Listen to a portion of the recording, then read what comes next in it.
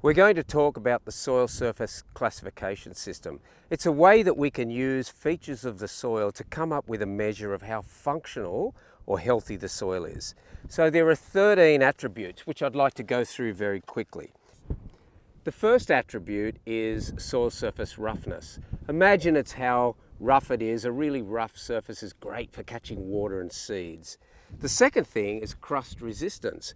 It's how resistant the crust is to penetration through the surface. And the more resistant, the less likely it is to erode.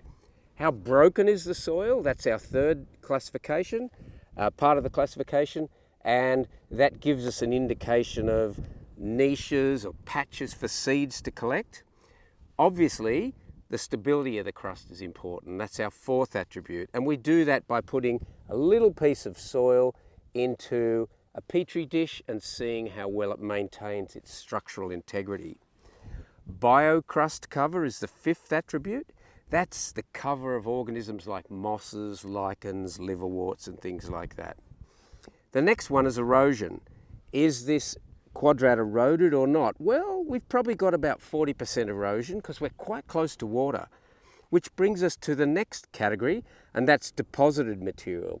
And you can see here that this red material, this sand, has actually washed down through, across the soil. That gives us an indication of some level of erosion in the past.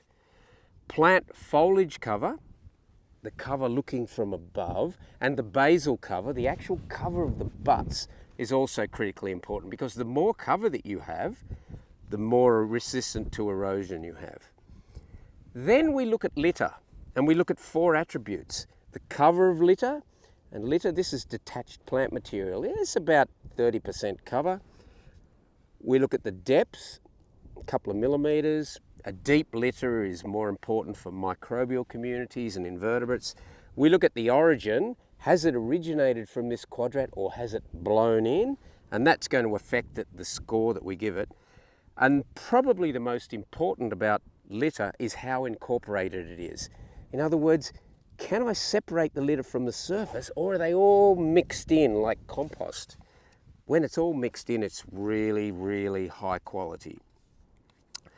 We then are interested finally in some measure of grazing, and we do that by counting the number of number of pieces of dung in the quadrat. Here we have kangaroo dung, these large pieces of dung. That gives us a measure of grazing by kangaroos, and of course the dung from sheep and goats, much smaller pellets. Okay.